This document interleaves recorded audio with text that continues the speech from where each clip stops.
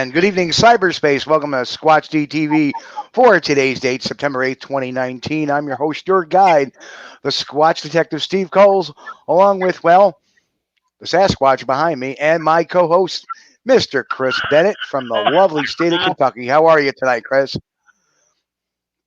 Doing your buddy back there. Yeah, that's it. And you know what? I want to throw a big thank you out to my friend Michelle Wagner, the Saratoga spiritualist, who surprised me with that tonight. She won it a while back, and she's like, "I want you to have this." So there he is behind me. He's going to be going to some road shows with me. I'll tell you that much. And he's going to be our unofficial mascot. Thank you, Michelle. And of course, if anybody has ever caught Extreme Paranormal Radio before, Michelle is one of the lovely hosts of that show. So, and hello to everybody. And we got somebody new in tonight. Of course, let's say hi to our folks here. Hi, B. Good to see you again. Ken, how are you, sir? Cryptidville, good to see you. Cindy, how are you? Michael, welcome. Glad to see you, brother. And of course, our good friend Phil. How are you doing, Phil? And of course, Suzanne. Hi, Suzanne. How are you? Phil. And Suzanne. Hi. So here we are tonight at the wonderful, lovely Chateau de Sasquatch, Squatch Detective headquarters out here in lovely rural Middle Grove, New York, about 5 miles west of Saratoga, New York. And here we are doing what we do best, and that's do our show. So here we are. I'm going to take myself off the camera here for a second. Oh, I don't want to do that. Wrong button. There we are. So we have finally implemented tonight the third screen, which should make getting video and stuff out there a little easier tonight. And of course, we also want to say hi to BLUDASKI and Ed. How are you, Ed? Good to see you guys. So, how you doing, Ed? So, there's Keith. Well, we've. Hey, Keith. And Justin, hello, Justin. Is Keith in there? Oh, there he is. Yep. Yeah. Hey, Keith, how are you, brother? And Greg, good to see you. Boy, we got a lot of new faces, and I love that. It's going to be awesome as the bird clock has been saying hello to us tonight. And I think it just stopped for whatever reason, but that's okay. That's a good thing. A heck of a beautiful week with the exception of a little bit of rain. Again, our prayers. I mean, last week we were talking about prayers to our Floridians. Well, as Dorian took a little northward turn, so prayers go out to our friends in the Carolinas, Maryland, that whole area. And and of course the tragic loss of life in the Bahamas, horrible thing. Well, that was the thing. It looked like the storm just parked up over the Bahamas and stayed for like a day. And man, at a category 5. Yeah, been watching those videos and stuff, and they filmed from the Bahamas, and it's terrible. Kind of, to me, it has shades of what Haiti looked like after the earthquake. Yeah. The same type of devastation. Just unreal. But here we are, September. You know what happens in a couple of more weeks, don't you, Chris? Yeah. Autumn. The leaves start falling. It starts getting colder, and in December 1st, I get my snow, and I thought you were talking about. But anyway, last week, Jimmy Trick. Well, yeah, that's September 28th. While we're on that, but before we start with my show appearances that I got going on all this upcoming month, last week I asked about my good friend Charlie Wonton, played by Jimmy Trick, and we got a message from Charlie Wonton. So let's play the message from Charlie Wonton real quick.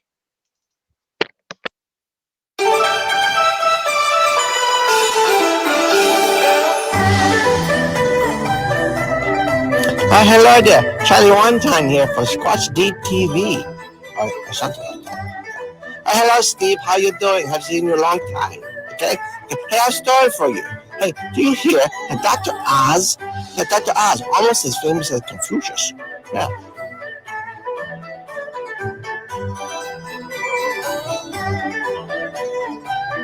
Dr. Oz says that if you rub on your naked body, it will help stop and prevent cellulite. Yeah. But apparently you can't do that in Starbucks. Now the captions. Okay, have a good show. Okay, bye-bye.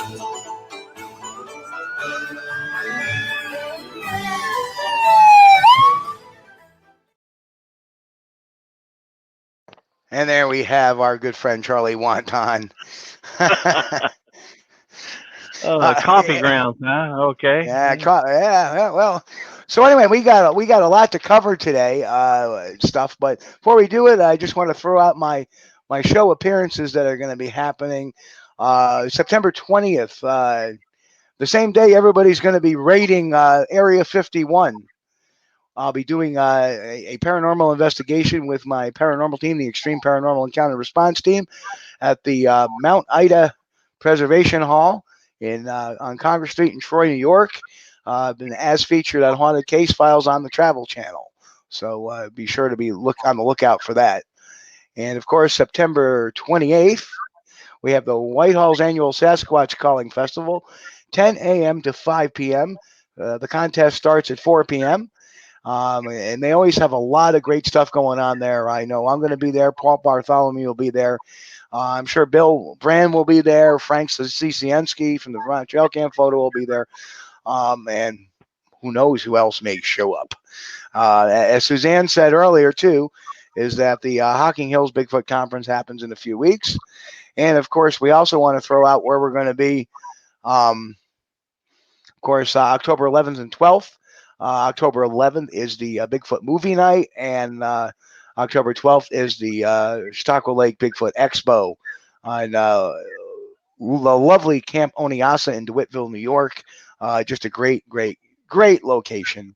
Have a great time there, seeing old friends and stuff like that. So that's what's going on. But Chris, let's get right to the news tonight. So let's pop that on, and we'll take a look.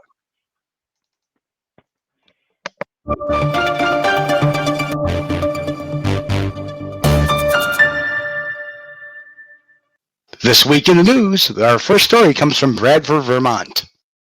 All right, well, this is a story that had our whole newsroom talking, right? There's a rumor flying around Bradford about Bigfoot.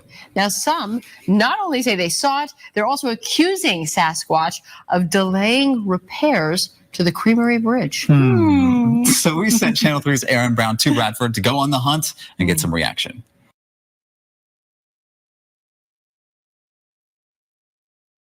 And here's a picture of the actual flyer.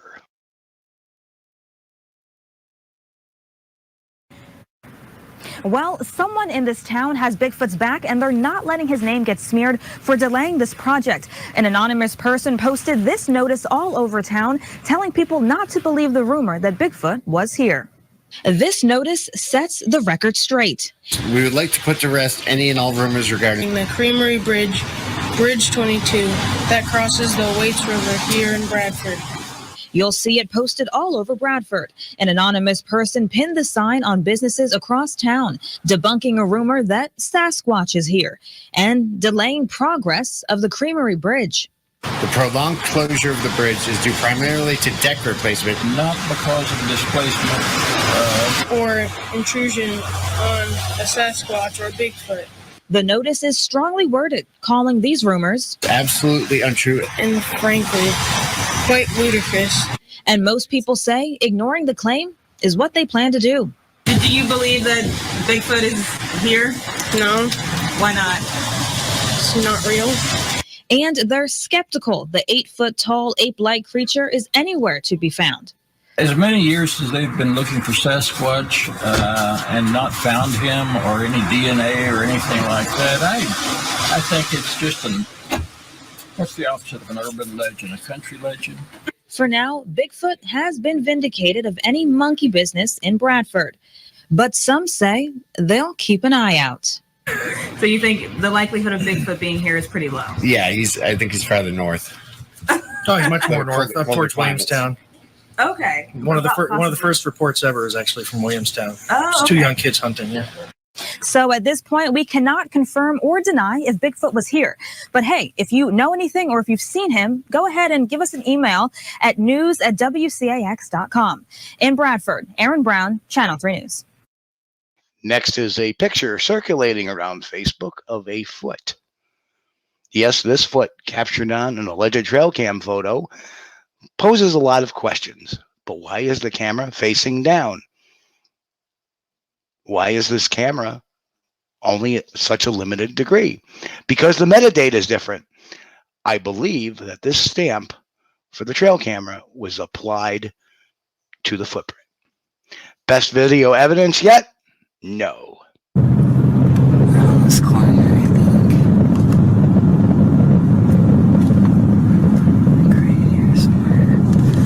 Oh, look, right there, stop.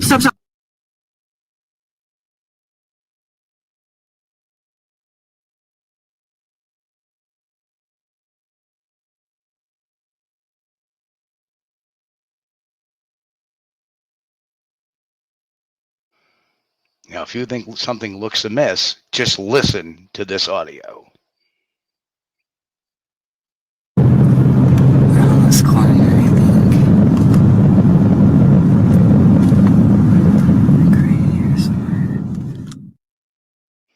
question is, how does she know what's around the corner and knows it's even there? Now we visit an old video from a Sasquatch sighting that occurred in August of last year.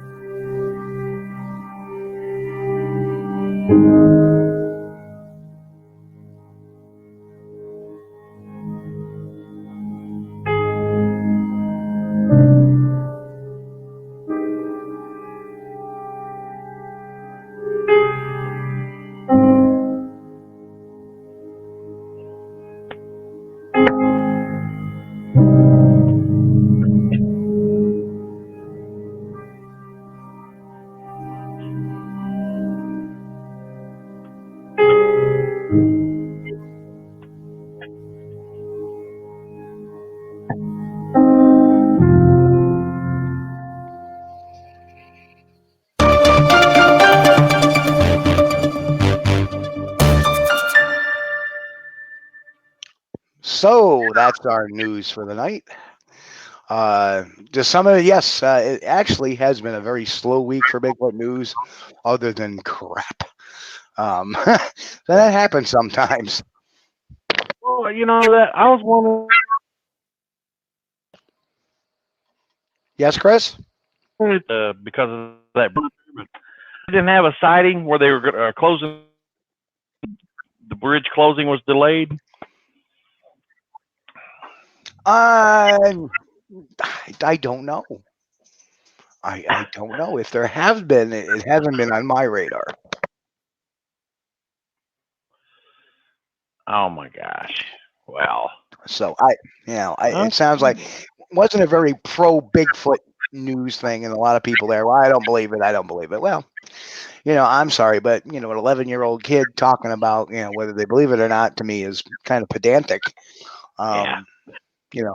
The old guy brings some interesting. Well, why haven't there been any DNA? Well, you know how hard it is to get DNA sometimes out of a. Yeah. Then of course we have the infamous picture of the foot here, and yeah. And now my point is what in the world? Who puts a webcam that shoots something to that angle? That close to the ground, yeah. To me, it made no real sense at all. So when we look at the metadata, which actually came in a couple of different areas, there's the one there was the whole list of metadata there. It's missing the actual trail camera data, which is very interesting. Well, you know, if that's an actual trail cam, every trail cam picture I've ever gotten always has the metadata. But as we looked, and I'm pulling this one up right now, if you notice that the interesting thing is, what is this up here? It says 7/7/2017 at 1:22 in the afternoon. And then the date of the picture was a little less than later at 3:27 a.m. Yeah. So something is not really jiving here. And what I think is that, and it's hard to tell with a trail cam picture with ELA, because the way, which is an error level analysis, the reason why it's hard, because that little timestamp is added after the picture is taken, so it always comes up on the ELA as being wrong. But what I think happened here is that the ELA pictured here was actually added, and I kind of cut the footprint off a little bit with the analysis. But the I think what happened is somebody added this picture in. What's the matter? No, nothing, man. We can see it. It's I think what happened fine. is, oh, okay. And what I think it is I think somebody added this picture or added that after the fact, and then that's why you have it. It was created on this date, and then it was released at a time later. So to me, something is afoot here. So yeah, I think it's a fake foot, or it may be a punt. You know, the big toe doesn't seem right on this. But you know, the interesting thing is whoever did this, if that is a fake foot or not just another animal foot, you know, we've seen a lot of times where it has Morton's toe, where the second toe is bigger than the big toe, but the big toe looks no bigger than this toe. So I don't know, and I don't see a mid-tarsal break. I actually see an arch right there, so that's telling me, you know, something is really, really not kosher here. So, yeah, really round, really round back. Like the front of the right in front of the heel, towards the center of the foot, sunken quite a bit. Yeah. I'm not getting what's going on. They were going for, though. You know, you can see what they were going. Break. Yeah. So that's what's going on, and I just wanted to show everybody the woo picture of the week. And this one, Forest Beings, check out heavy equipment, and as you can see on the picture, look at all the circles. Look at all the circles. Oh wow. Really bad.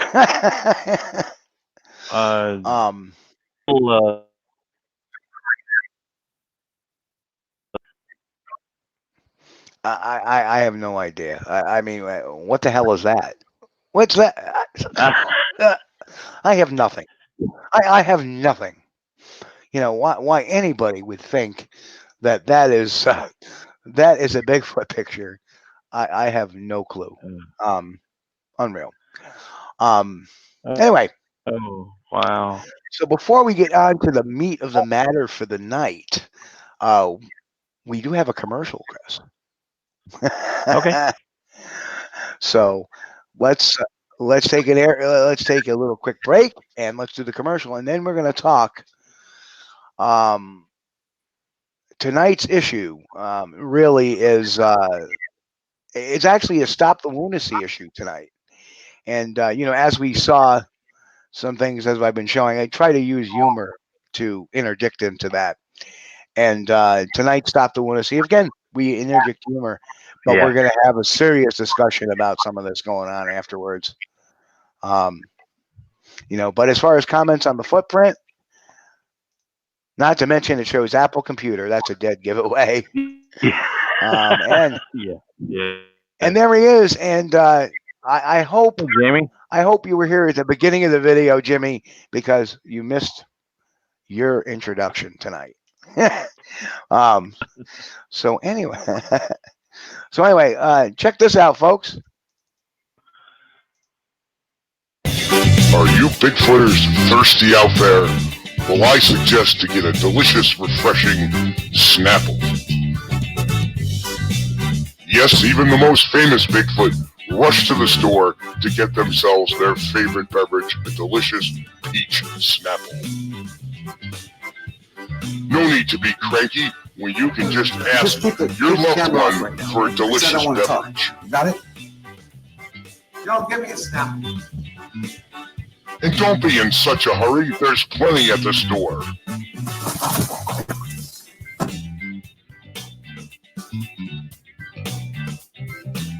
Get me a Diet Peach Snapple. Try delicious peach Snapple. Yo, give me a Snapple.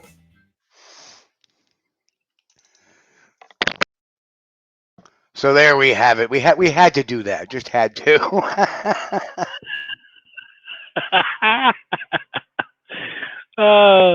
Peach Snapple. Diet Peach Snapple.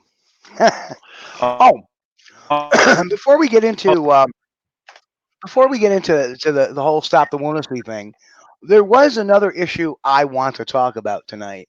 And the story is not by any means new, but it's very, to me, I'm going to pull this up right here.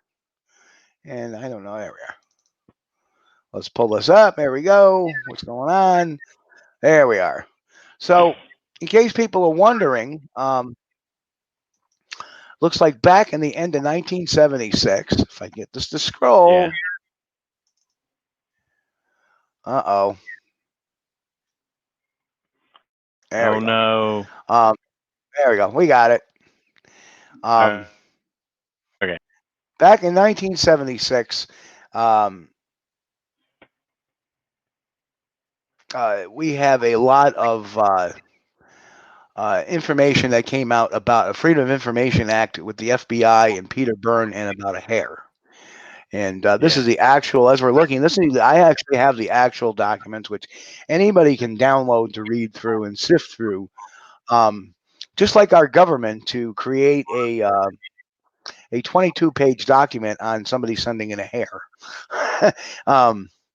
But this is the complete document. This was the actual letter from Peter Byrne. And here's the interesting thing. It came back as bear.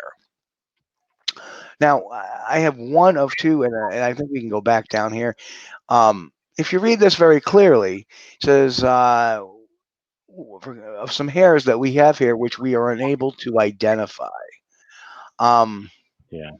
And then there's a whole discussion about this. He's saying our research isn't serious. It's a very interesting read, needless to say. And there's talk about, Bigfoot, some of the articles that the FBI clipped over it, and they finally made a decision through all this gobbledygook that they here it is right here.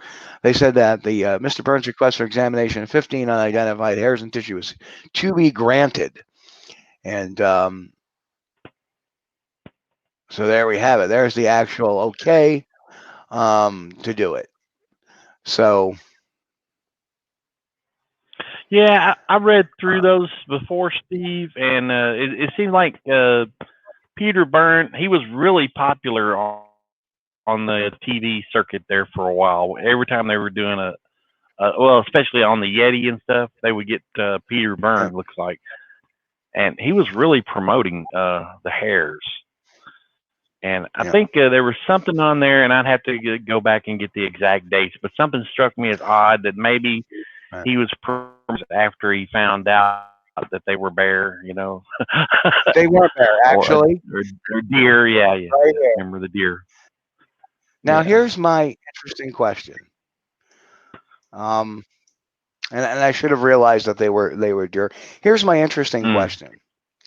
Why Why? We have a guy that is supposed to be, and I don't want to talk badly about anybody, but Right. we have a guy here that's supposed to be this experienced hunter since the 50s. Mm-hmm. Now we're in the late 70s, and you're telling me that he couldn't see for himself that they were deer hair? Yeah. That seems kind of odd, doesn't it? It sure does. So that leads to some very interesting speculation. Speculation number one is the FBI lied. But we know the FBI doesn't lie.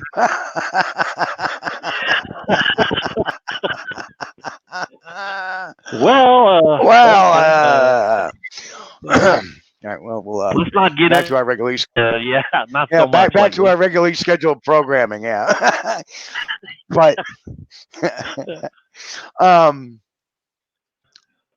but the other notion is is Peter Byrne really who he says he is?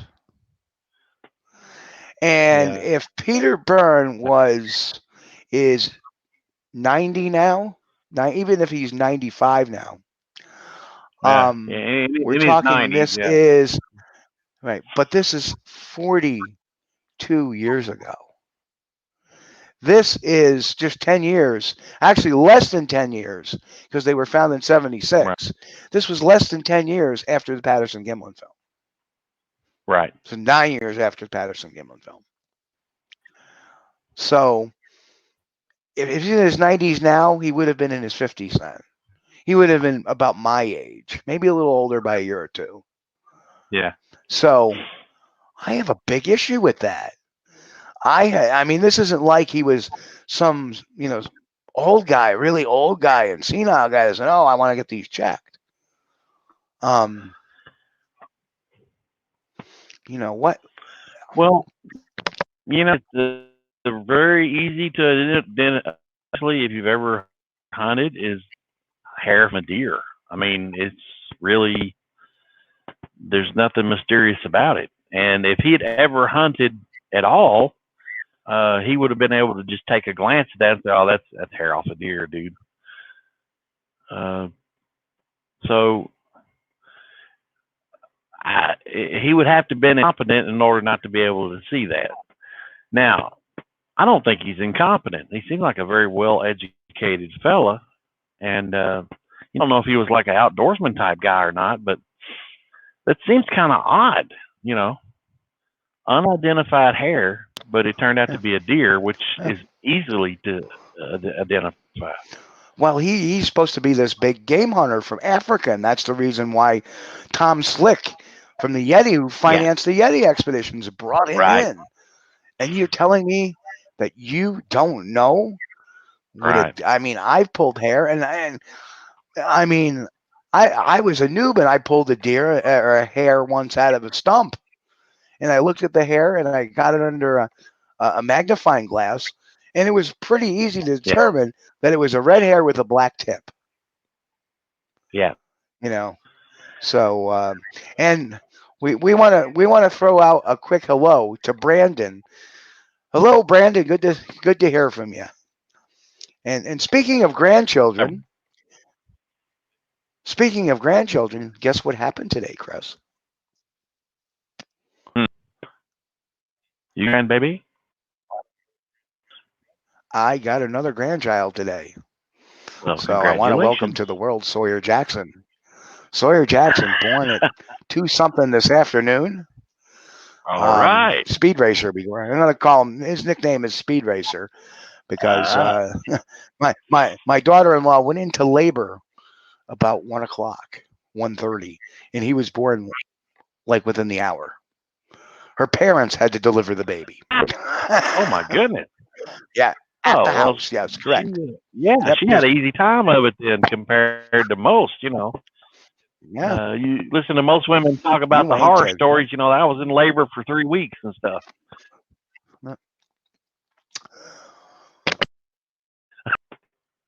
And for those who don't know, my oldest son, who is the father of Sawyer, is actually in the New York State Forest Ranger Academy right now. He graduates, I believe, the end of November, beginning of December, somewhere in there.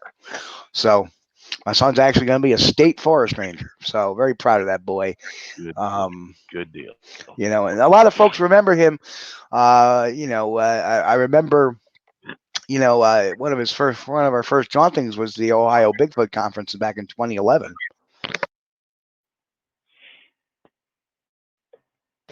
So, I mean, yeah, he finds this stuff very interesting, needless to say.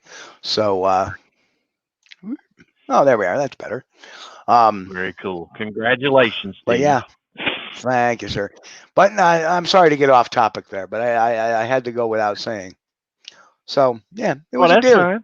Fine. I don't know what to say to that though. Yeah. Obviously it's a very sad situation. I mean, I don't get why that wasn't figured out. And thank you, everybody. Everybody's congratulating me in the chat. Thank you. Thank you. Thank you. Thank you. Thank you. Thank you. Thank you, B, Cindy, Suzanne, Keith, Cryptovillain, B again. Hello. So yeah, I don't want to even determine what motivations. Well, maybe maybe Byrne didn't dress his own animals.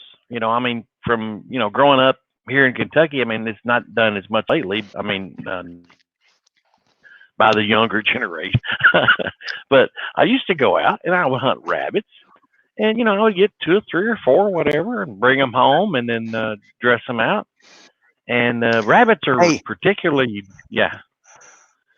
Guess who snuck in? Hi, Ron. What's going on? Ron.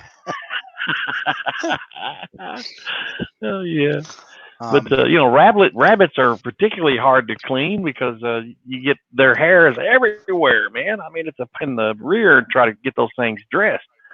But rabbits, deer, squirrels. Hey, man, I've eaten a few squirrels in my time, and it should be easy for any hunter to to tell hair. Yep. Yeah, especially I mean, if it's something they've hunted. Yeah. I guess if it was a tiger hair or a lion hair, he probably would have recognized it. Well, I wouldn't Maybe have recognized that. No, I've been like, what the heck is this? So I don't know. But yeah, me neither. I give the man his due. He's a pioneer in the field. Yeah. But it kind of as I get older, I tend to get a little more cynical, and I often wonder if he was just really in it for the money. Because think about it. Well, for 40 years, that man was financed by people trying to find the Yeti or the Sasquatch. Right. Right. So sometimes, especially when you're getting funded by schools, which he was at the time. Maybe it was just a play to say, we got to submit something. We got to submit something. Well, right. When you deal in promotion and you're making your money off promotion, sooner or later, those guys that keep making a living off of it, hey, Chris, come up with manufacturing. You hear me? Yeah, you cut out a couple of times there. So. Oh no. No, you're okay. You're okay. We're getting the gist of it. Just a quick like 3-second blurb you beefed out, but you're right. When you're involved in promoting yourself to to make your ends meet, in the Bigfoot world, you gotta wonder. So I don't know. And just for a little fun.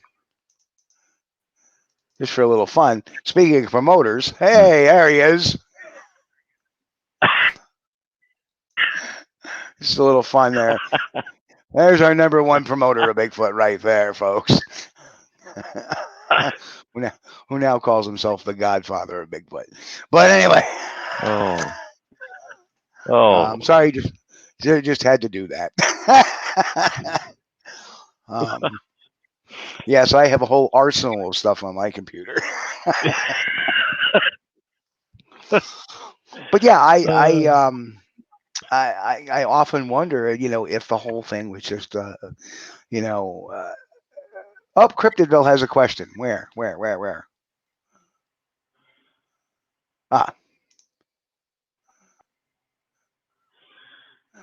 Yeah, I was getting Sykes mixed up. Cryptidville. I got Sykes mixed up with the FBI one, and I said bear. Yeah, but actually, me too. It's deer, and there it is, right there. The hares were determined to be from a member of the deer family. Mr. Curtis requested a letter setting forth the results of the examination to be furnished to him since Mr. Byrne will be out of the country for several months. He also requested the hares be returned to him. And that was dated March 1st, 1977. And you know what? You know what I find very interesting is that he managed to get those hares analyzed in 4 months. He wrote to them as we look, the first letter requesting came November. So a little over 4 months. So, but it definitely was a deer. Definitely was a deer. So my apologies for that. Sometimes that happens when you get my age. You tend to forget some things, like what the hell a deer hair looks like, I suppose. Well, anyway, let's get on to the serious matter of the night. But as usual, what I do is I always kind of have a little fun with the serious, especially when you get to such a serious topic as I believe. And you're right, Cindy. So today's DNA testing would be able to narrow down the exact species of deer versus absolutely correct. Absolutely. Yeah. Correct. And as Ron says, Bambi Squatch. So. Yeah. And this new thing, the environmental DNA, they think they solved Loch Ness. And they believe it could be a giant eel.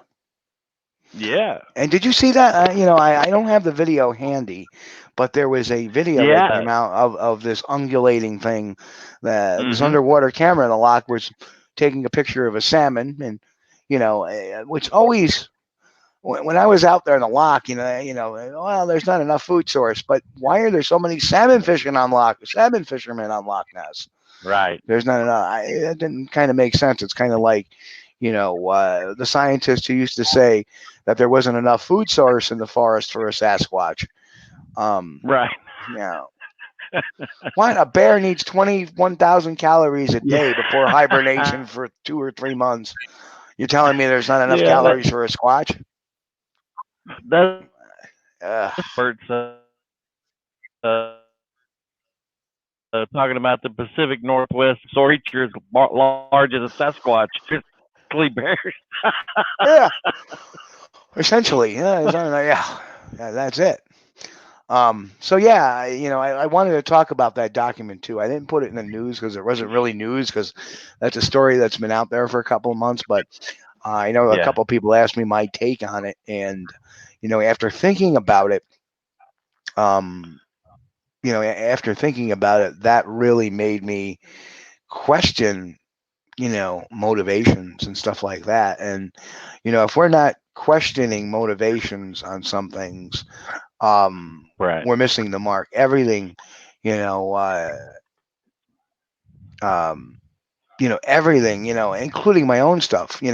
I always say, what, my I'm an open book about things. That's why, if you notice, the evidence I put out has been very, very, very slim. Reason why is I'm very careful about it. I'm not out for the quick buck. I'm not out for the notoriety of it. I'm out to get the story correct, if anything. Yeah. That's the big thing. And once in a while, you get a golden nugget where you've checked you checked off all your check boxes, and there you go. And thank you, Cryptidville. And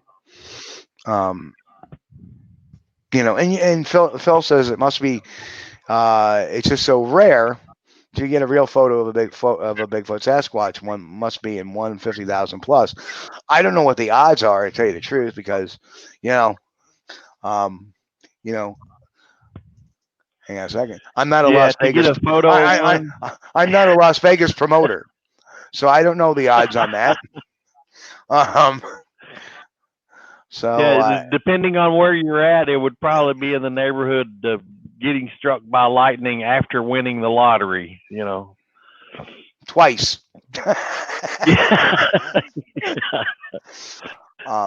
You know, and people ask all the time, you know, why haven't we gotten a good picture? Why are they always out of focus?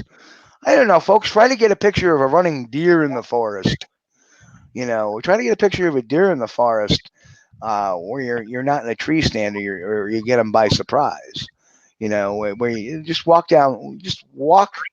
And I know people have gotten video of the bears running after them and stuff like that. It does happen. But these things, you know, they move very quick. And frankly, if they're a distance from you, which I'm sure, you know, they're acute hearing, they're smart, they keep their distance a lot of times. You know, when you're taking a long shot picture through the woods, your camera is on autofocus. It's going to focus on the nearest thing, not something that you want it to. It's going to be something that it thinks you want it to. And usually that's the nearest inanimate object. So that's my take on that. Yeah. Plus, so anyway, the camera equipment you use too. You know, you use don't use a jazzy pocket cam, $20, and try to zoom in 100 yards. It doesn't work out. Yep. Oh, not only struck by lightning, but on a Tuesday while trampled by a herd of elephants. Yeah. And Cryptoville said they can be faster than anything you have ever perceived, and that's the truth. I've seen one of them, Boogie, and it's like a lightning flash. Like, whoop, there it goes.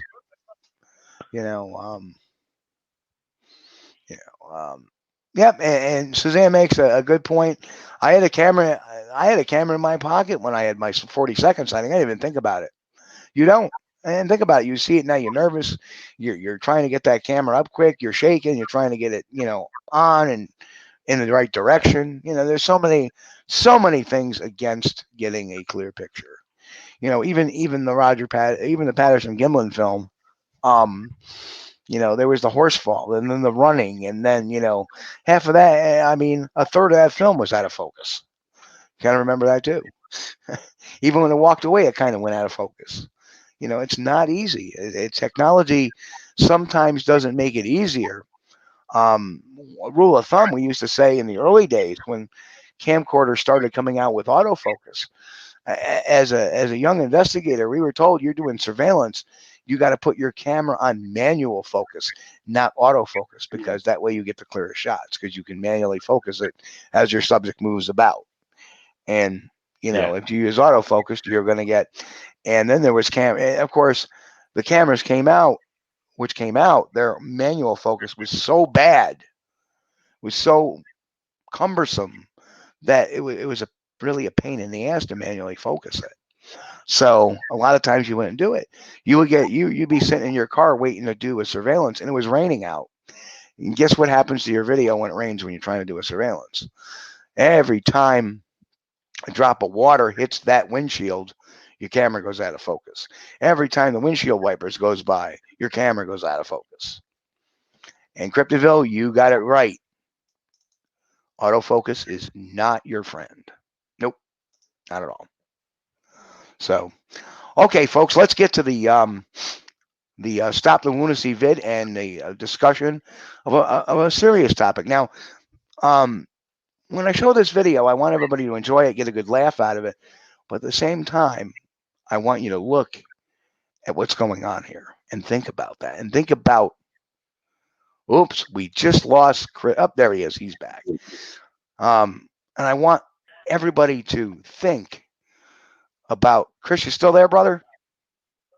Oh, yeah. I think the squirrel took a break. Yeah, I think he did too. Yep. And I want everybody to think of the serious implications that are going on behind this. Because to me, I'm going to hold my thoughts. And when it's over with, I want you guys to ask me what I think. So here it goes.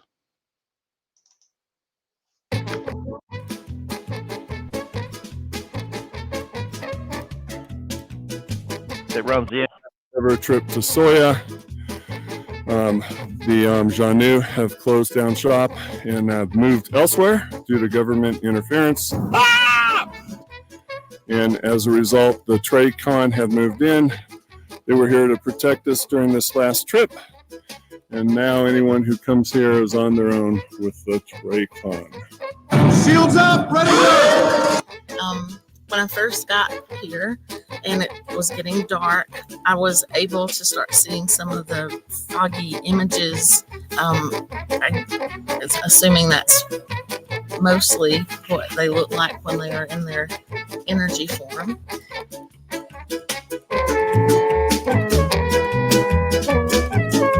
When I sit here, Dr. J would tell us when they would get closer. Oh, geez, look at the time. Come on. Come on, kids, let's get going. Matt, we thoroughly enjoyed the Camp Janu and so much hospitality. I got a call from my ex-Bill early today. He shared with me, while attempting Camp Janu, that his legs were totally vibrating and getting worked on that first night. He also had a handprint twice as big as his on the front of his camper. He is very shy, but he said that after he returned home from Camp Janu, he ran around at a park playing with his dog and woke feeling great. His legs have been an issue for a while. Thank you for everything.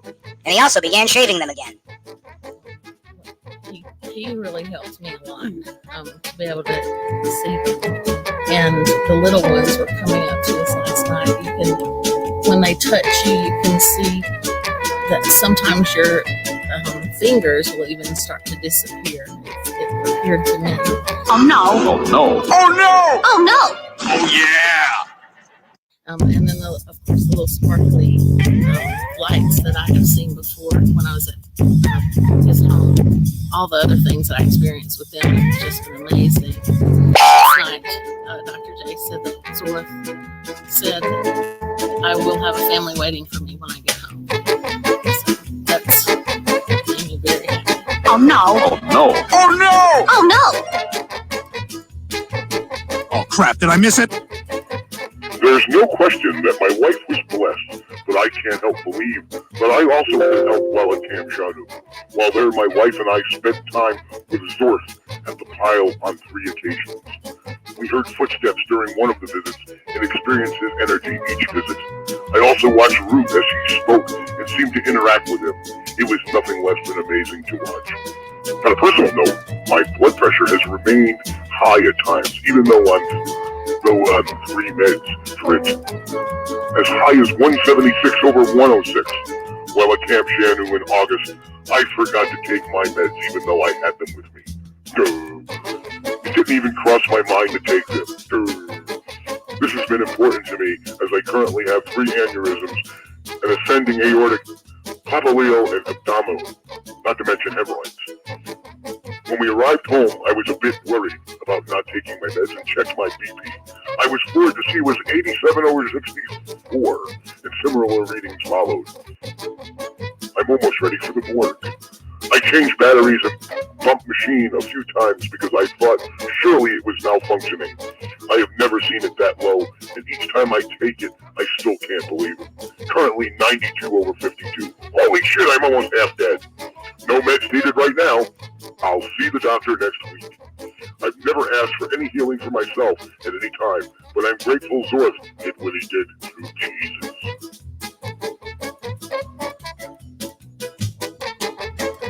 I know when I came out here with a fractured ankle. And since I've arrived at SOHA, I'm pretty sure I've been healed because I don't feel the pain. I don't want to talk right now. Just keep the camera off right now, okay? I said I don't want to talk. You got it?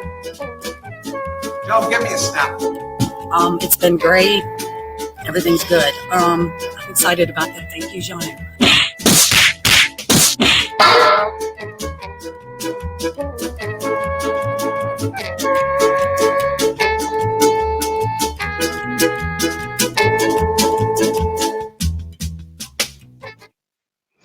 And there you have it. Chris, I don't know if you're back. There he is. Chris, are you there? I'm here. Well, hello, Chris. What happened? The squirrels get the best of you again? I guess. I don't know what happened. It just couldn't get an internet connection, and it said we're experiencing difficulties connecting or something. This may be on your end or maybe on our end. So I just rebooted my modem, and here we are. Yeah. I was doing this on, but I'm here. So. Well, you're a lot faster than you were before. Maybe that's what needed. We were talking about that little bit of a delay. Oh, yeah. And it seems like you're good to. Well, Suzanne made a comment. It's a free country to speak. Tell me something that furthers the research. Well, part of my mission statement is to expose charlatans. It's part of our responsibility to educate. Yeah. And I don't think people understand the damage that that's doing.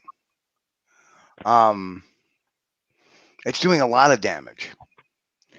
Number one, what do you see going on here, Chris? What do you see in that? Do you see a bunch of people that are off their rocker? I don't. What I see is a bunch of people either having their arm twisted to tell something that isn't true, either by pressure, or I see somebody that perhaps is going under group hypnosis, because let's face it, the man is a psychologist.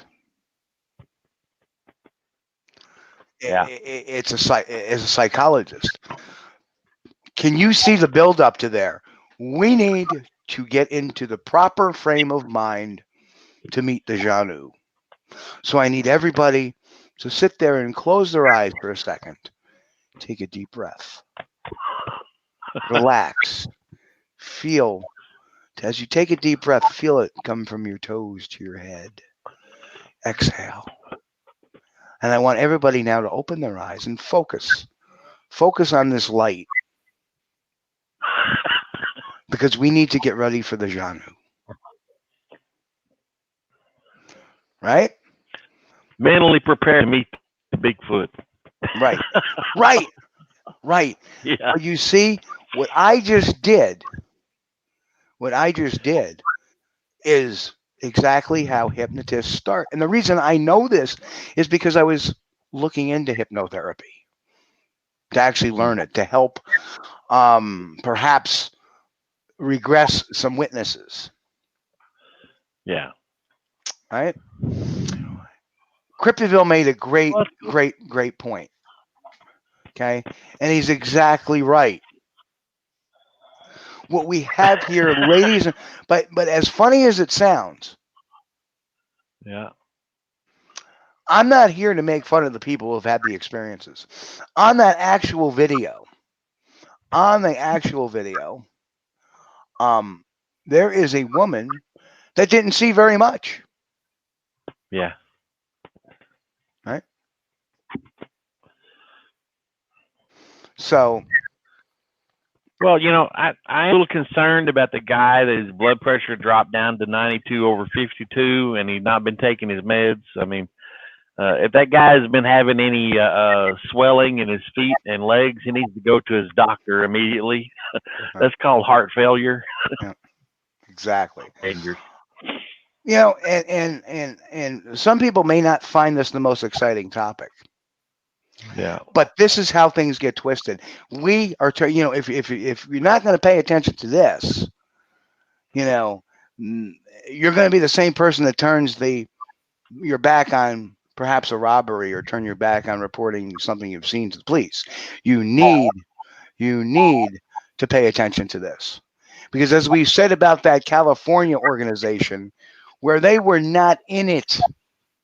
They were not in it for Bigfoot like they portrayed themselves to be. What they were in it is it was a money-making scheme and taking advantage of people by doing a scheme.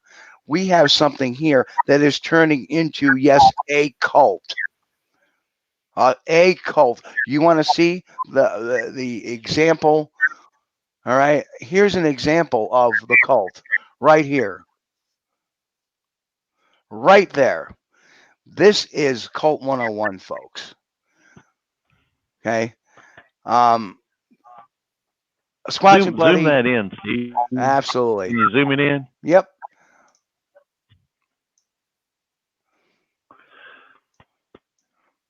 You know, and I know some of it's cut off there, but now he's saying he's seeing this guy in his dreams, and he's talking, and he was talking with the Janu and spending time with the Janu, and this is Cult 101. Yeah. Cult 101. What is this man doing?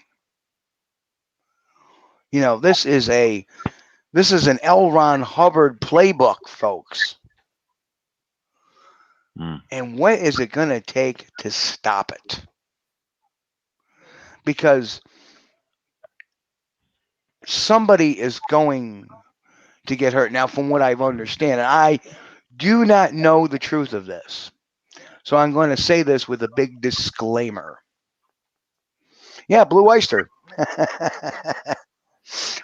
I'm going to say this with a grain of salt. What if somebody in that organization or that gaggle of folks has a very, very serious issue,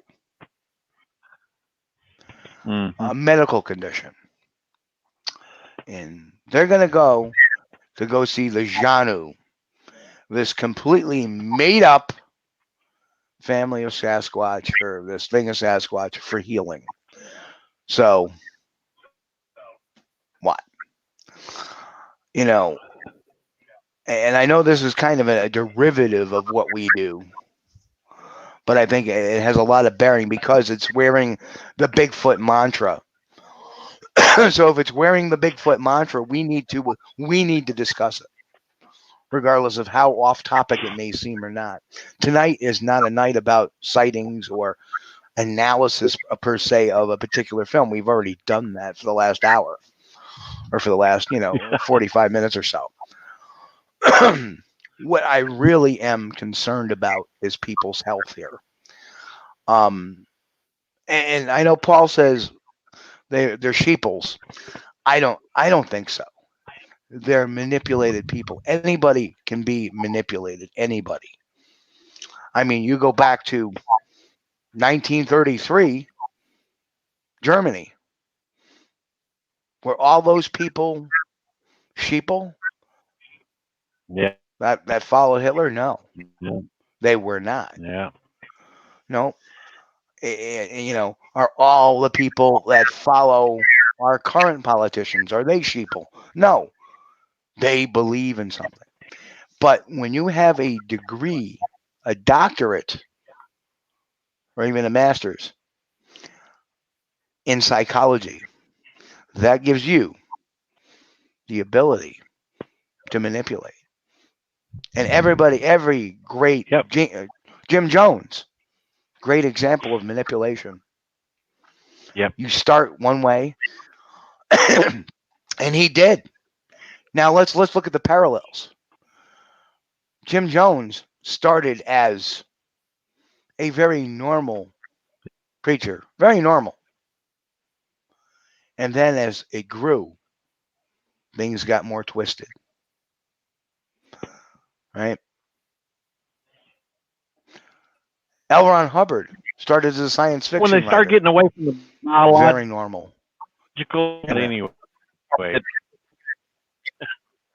Right.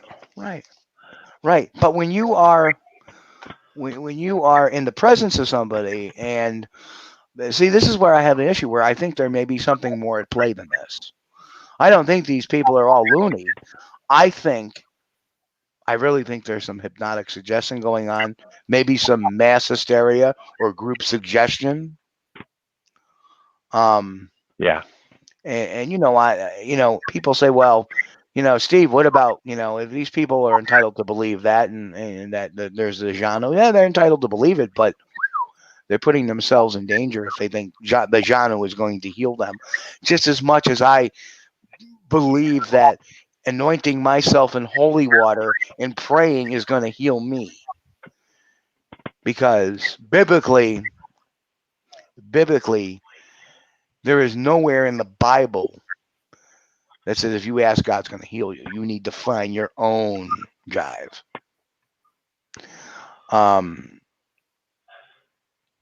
What was the guy's name in California that had the hippie restaurant? I do not know. I can't remember. But and again, I can't say for sure that this is going to end up in the diabolical, but to me, what I see out of that video, and it's on YouTube. I just showed you a few minutes of it. It's a 15, 16-minute long.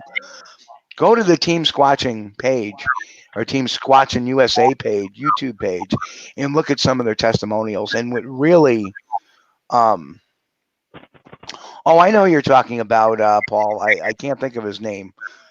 Norman, wasn't it Norman something or other?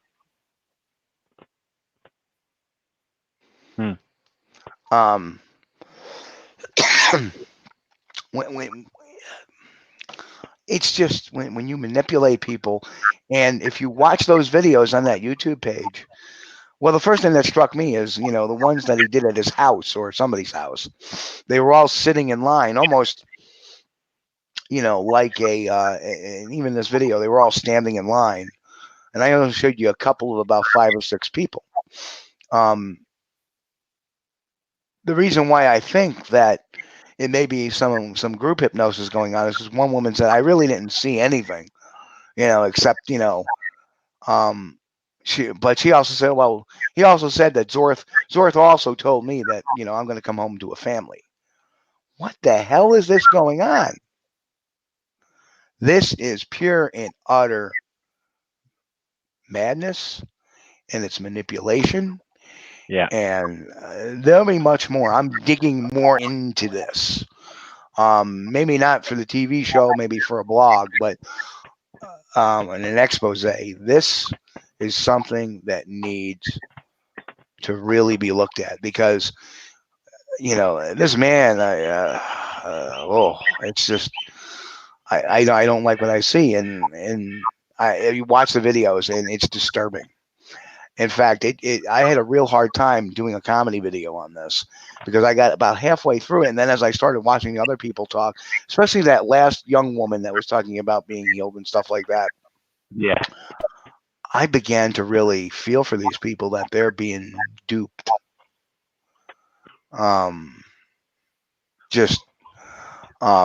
They say they're having these experiences. Okay. If you're in group hypnosis, you can honestly believe you're having those experiences.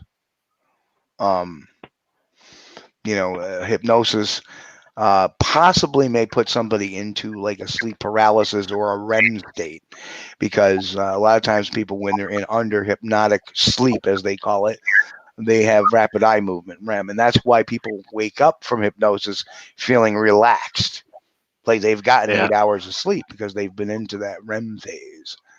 So their mind kind of resets. Think about how people feel after this. And thank you, Cindy. This is, think about if you're going to give somebody under hypnotic suggestion, a lot of positive thoughts. Think about when you wake up from that, the endorphins that are being released into your mind and the feeling of, exuberance and exhilaration. These are all some of the things that happen under the hypnotic state. And the funny thing is a couple of years ago, they actually had a guy doing a hypnosis show at one of the fairs, the Rensselaer County Fair in Squaticook, New York. And I said, I got to see this. And he did. He pulled up about a dozen people on stage, and about half of them went into a hypnotic state. So then he asked, okay, and he explained it that, if you can't get into the state, I'm going to ask you to leave. And they did. The people that weren't under the hypnotic state, they got off the stage. Then he started doing a little more and a little more and a little more, and about another half didn't make it that cut. But then he had, at the end of it, he had about 4 to 5 people that were under this deep hypnotic state that he said, cluck like a chicken. And doing all sorts of these funny things. And then he would break them out of it, and they wouldn't remember a thing. So he had another show 2 hours later. And what do you think the old Squatch detective does? I'm going to go watch that. I'm going to go watch that show too, to see if those same 5 people, or even those same 10 people that were left, are they going to be up there on the stage? And they were all different people, every single one. Right. In fact, even the things he had them do were different than the last show. And I watched these people after they got off the stage, and they sat with their folks. They got food, and they went about the fair. Very, very interesting, needless to say. Yeah. So, do I believe in hypnosis? Absolutely. It's becoming more and more accepted as the years go by. And it's kind of funny for those who don't know. Do you know who was the first real person that claimed he could hypnotize people? Do you know that guy's name, Chris? No, I was thinking it was the magician Harry Houdini. No, it was. Is that right? It was a guy back in the 1770s or 80s. His name was Anton Mesmer, and he was from France. Yeah. And that's where we got the term to be mesmerized. Yeah. And a scientific commission was called up by the French government. One of those commissioners was Benjamin Franklin. Oh, cool. So, very, very interesting stuff. But at the end of it, they determined that Mesmer had no powers, no nothing, and declared him a fraud. And that's why hypnotism got such a bad stigma over the years.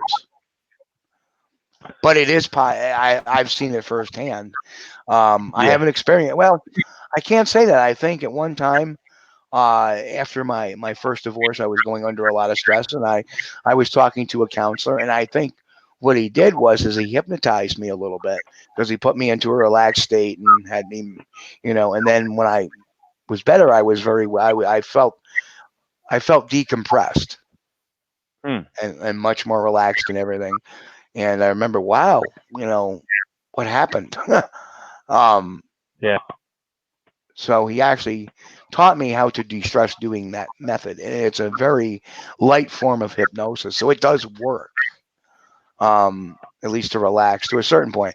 I don't know if he could have me walking around and cluck like a chicken. I probably would open my eyes and said, what?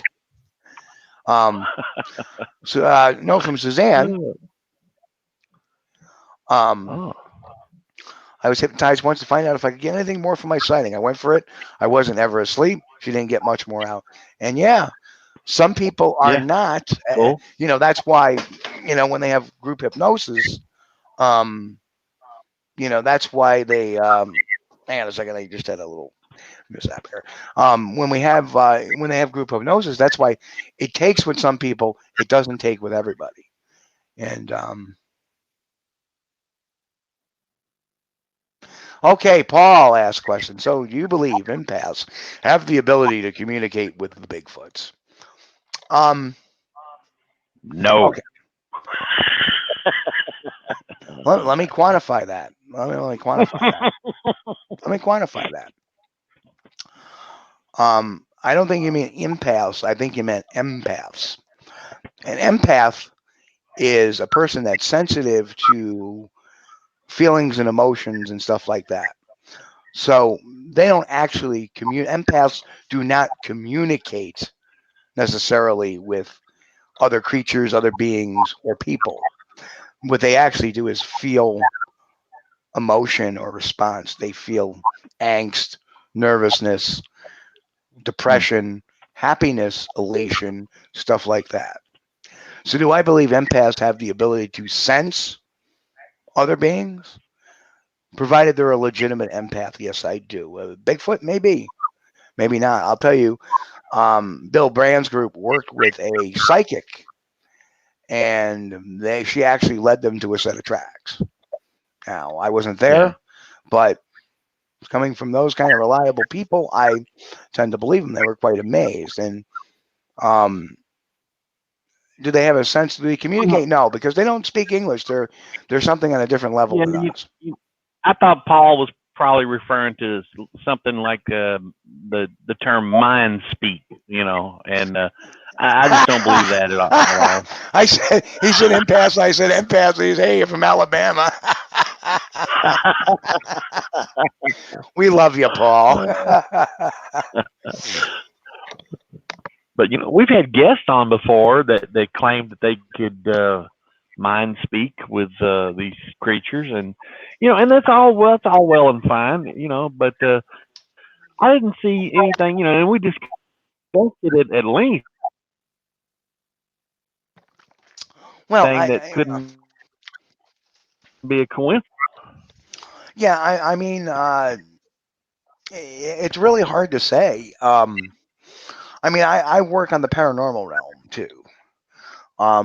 One thing I've been very big with, and this is what kind of really makes me a person to speak about this, is that I think we're looking at two totally different phenomenon. And if somebody is experiencing something in the woods that's a Bigfoot that poofs, disappears in front of their eyes, is either one, being hit by infrasound, or two, dealing with something that's not a Bigfoot.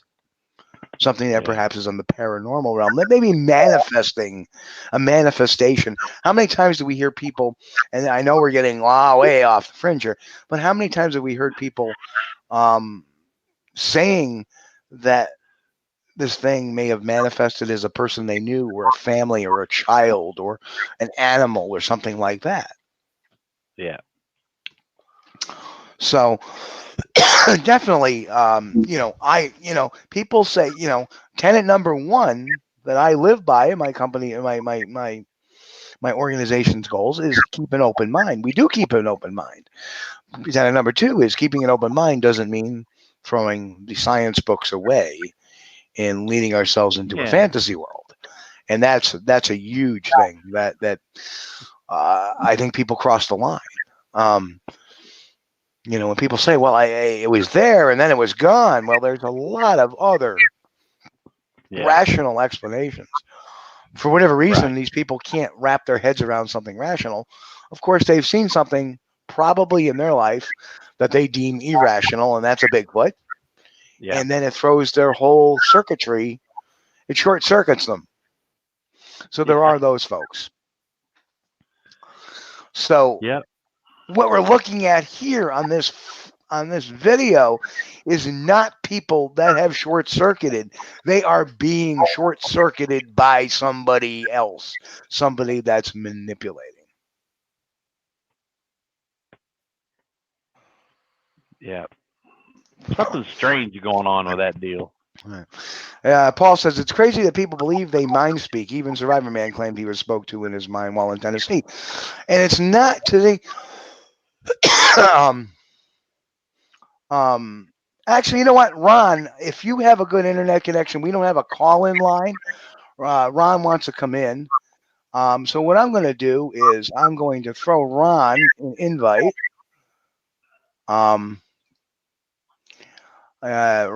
He's talking from Facebook. So let's I hope this works.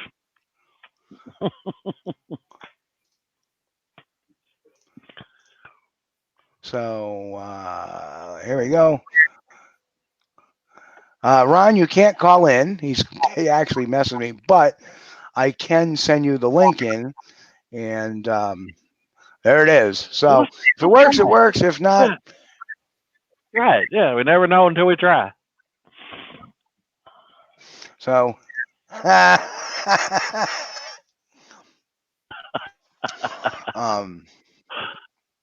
so hopefully he can kick on. We'll see what happens. If you see that link, Ron, click on it. See if you can get in here, man. We'll try this. Yeah, I sent it via his I sent it his Facebook Messenger. Yeah, we've had people, and Ron's been actually. Yeah, I'm ready to correct myself, Steve. We did try it, but it didn't work. Maybe it'll work this time. No, we had. I don't know. I don't know. We're gonna find out, aren't we? So yeah, during the show you sent I sent a bunch, but we had Bill Brock on, and then it didn't work out with our Florida guy, and then we did so Paul told Ron to use his mind to connect with the show. Mind speak. Yes, mind speak in, please, Ron. Apple mind speak or PC. So, it's very strange for people to hear that. Yeah, you know what? I've seen some psychics. I believe in them. I believe in empaths. Do I believe them all? No, not at all. I don't believe all of them. The ones I surround myself with, I believe, because I've seen what they do. Yeah. And then I met a couple other psychics that I've seen in person that they just couldn't cut anything. I remember I was at the Rochester Winter Parafest up in Rochester, New York, just this past February. And they had this one psychic that was there, who shall remain nameless. And she decided, well, I'm out having a cigarette. She came out with a cigarette and decided to try to read me or whatever without asking my permission, which is a psychic no-no to begin with. You don't just go up to somebody and start reading them. That's rude. It's non-etiquette in the paranormal world. And her first statement to me was completely wrong. Her second statement to me was completely wrong. Her third statement, well, now I think she's kind of fishing. Yeah. Now, people ask the question, do the Sasquatch hear your mind? Well, that's a good question. If they did, they would show up with a bottle of bourbon. That's right. The Sasquatch would show up with bourbon if they hear my mind. That's for sure. Yeah, Suzanne, we had a guest on at one point, and I won't mention his name here because I don't know if he want me to tell everybody, but he said that he had he would mind speak with this creature, and he told it to stop and look at him or something, and it did. But I was thinking, that could be just a coincidence because I was joking around with my kid in the car, a few years ago. And we pulled up. We were going through a traffic light, and I said, "You will be green when we get there. Change to green now." And it changed to green. Yeah. Hey, there's Ron. I think. Hello, Ron. Howdy. There he is. In the dark. Hey, Ron, you can kill your video if you want. Yeah, I'm fine. All right. There's just some things I want to say, and I just throw in and then I'll quickly get off. I don't want to hog your show. No, welcome. Here's the thing: when I do organized expeditions, and when I go on expeditions, now I myself, I am a believer in getting zapped because I have been. Yep. It is a physical. It is not a spiritual. It is not a mental thing. It is a physical experience. But I try very hard not to let that subject come up during my expeditions, especially with new people. And I also try not to bring up about eye shine. You know why? Because the very moment that you introduce that, all of a sudden, everybody's getting zapped and everybody sees eye shine. It is a power of suggestion, and it is a very, very powerful tool, especially with people that are manipulative and knows how to manipulate. Let's say people that has certain degrees in psychiatry. So I have no PhD or any letter behind my name. The simple fact of it is the power of suggestion is an incredible tool, and you got to be careful on how you use it. And some people use it like a scalpel. I agree 100%. I've seen it, especially in the paranormal field. Did you hear that? And everybody's like, yeah, I heard it. Yeah. Anytime someone says that they hear that, I don't ask them. I don't say, so did you hear that long whoop? No, I say, okay, what did you hear? Because I don't want to suggest or to try to put in their mind what I think they should hear. Right. I want to know what they heard. Yep. Very great points. Great points. And that is also a very good, especially when you're dealing with a psychologist who's very adept at being able to manipulate. Right.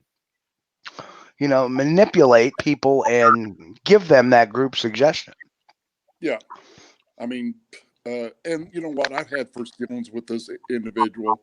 He tries to surround himself with people that he thinks is of, I don't know, influence in this field in order to build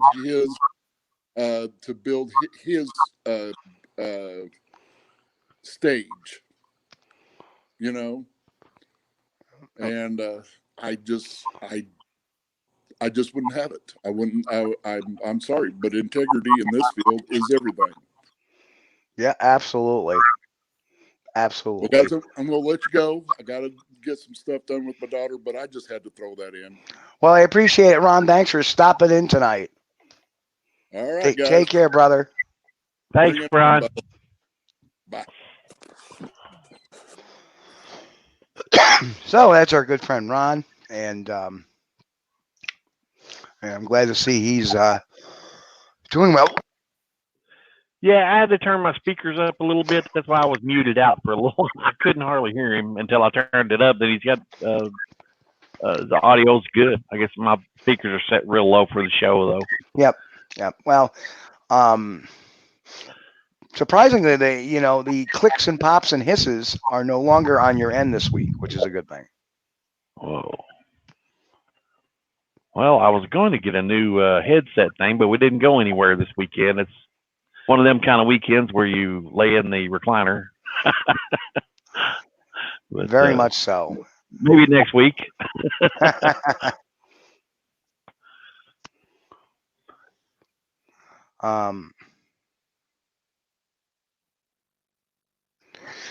Let's see. You have a question. Wouldn't you say by putting together a Bigfoot exhibition is kind of like a pre-setup? No, not really. Not really. It's no different than any other expedition, but it all depends on, the processes, the methodologies. Lewis and Clark. They were on an expedition. They didn't just, they were not necessarily, setting up anything or setting up for failure. There's always been, the searches for different other animals that have been long proven. Right. But God knows the chicanery that went on there. We don't know because that has been lost in time. The search for the giant panda, the search for the mountain gorillas, all of those. We don't know what happened or transpired. It could be the same thing, 100 years from now, who knows? Maybe this creature will be a known species. And now, and long all this back and forth will be long forgotten. Yeah. You know, if you think about it, think about all the scandals that had occurred in presidencies in the past, going back to Franklin Delano Roosevelt, even. All of those scandals, if they're really minute and not affecting, I mean, like Nixon was a huge scandal, resulted in his resignation. But if you go back and look at all these other little scandals, they're long forgotten in history. But if you dig, you'll find it. Just like I'm sure that if I was able to dig in the search for the giant panda and look at all these documents from the late 1800s to 1930s, I'm sure there was some scuttlebutt and some angst between a couple of researchers, or more than a few researchers, and the fact that the giant panda was actually discovered by a woman, I know factually had grated a lot of male scientists at the time, because it was the 1930s. So, you know, yeah, Teddy, you know, there's just a bunch of different, you know, Teddy Roosevelt obviously told the Bauman story in Bigfoot. Yeah. And you know what? Show me Sasquatch. So too exciting later. You know what? Keep on going, brother. Keep on going. And I think that was in his book, The Wilderness Hunter, if I'm not mistaken. Yep. Yes, correct. He told the Bauman story. Theodore Roosevelt. And then he had also talked about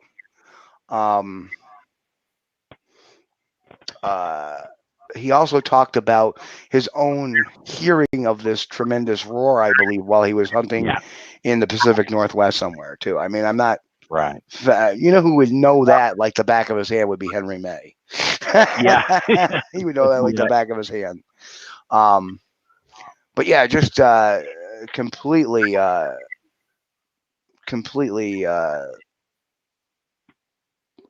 plausible that all of this chicanery will disappear someday. Well, the Sasquatch will be revealed, and it's just a matter of time. And all it's going to take is for someone to fund a research project that collects samples of water from every area in the United States where these things have been spotted, and then do the testing on each body of water. And sooner or later, they're going to get a DNA hit. And when they do, I mean, you can't fake DNA. You know, that's it. Someone might be able to go, and it happens every October. So look for it coming up here before Halloween. Somebody gets a gorilla suit, and the next thing you know, you see a lot of videos on YouTube. So, you know, we're only about a month away from that start. Yep, we sure are. Look, you can't fake DNA, man. You know. Nope.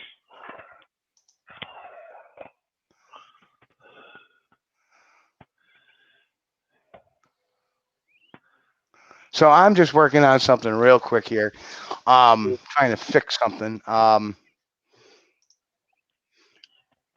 Anyway,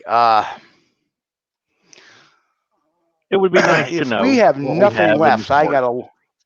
Yeah. It really would. Well, folks, I think we're going to come a little end to our show early tonight, because the old guy here has got still a lot of work to do leading up to this week. A lot of investigation stuff that didn't get finished. You know, so a lot of stuff didn't get finished, but we've had a very big and interesting discussion tonight on some of this. And folks out there, just please question everything. You know, it worries me when people don't question. Even my own. Why do we do this? Well, this is why we do this. I like that. That shows that person is interested in the process and why we do the process. If people aren't going to ask questions, you know, that's a big issue. Now, I'm going to tell you something we're going to do next week is we're going to take We're going to do a little segment with Squatch Detective University next week, and we're going to be talking. We're going to be taking a topic to break down for research, for researchers and stuff like that. So, any interesting sightings in Northwest PA? Not sure. I haven't heard of anything, but I am investigating, and I will be investigating a sighting that occurred in the county over from me by law enforcement. So that's going to be very exciting, and I'm going to be going out this week to take care of that. So that's what's going on my board. So we're not just here doing whatever. We're here. We're also doing the research too, but we do it. I do it a little more quietly than most. I don't need to be on YouTube every day showing, here's my tree breaks, here's my stick structures, here's my rock piles, here's my print that just looks like a mashing in the grass, you know, or here's my blob squatch, here's my picture of the cloak Sasquatch. None of that. So here's my line of right prints. It must have been hopping on one foot. Yep. Exactly. Exactly. So anyway, on behalf of me and Chris, we want to wish everybody a safe, happy, and great week. Remember, this week is 9/11. So please thank an EMS provider, firefighter, police officer, first responder. Thank them on 9/11. Thank each one of you guys. Thanks a first responder on 9/11. It'll be a great, great day. And never forget that they put their asses on the line every single hour of the day for us. So remember that. You know, as for me, on September 22nd, I will be appearing on the Morning Forum on WNYT Channel 13 in Albany, New York. I'm actually taping that this week on 9/11. That's why I thought of it. So that Wednesday morning, I'll be down at the studios taping the show for the 22nd. So it should be a fun time. But anyway, again, I want everybody to have a great week. Stay healthy, folks. God bless. And of course, always, always, always keep on squatching. We'll catch you all here next week, 9 p.m. Eastern. SquatchDTV.com, SquatchDetective.com, Facebook.com/Steve.Kulls, Facebook.com/SquatchDTV, Facebook.com, SquatchDetective, YouTube.com/Steve Kulls, and Twitter.com/SquatchDET. So for everybody here, peace out. We'll catch you all next week. God bless.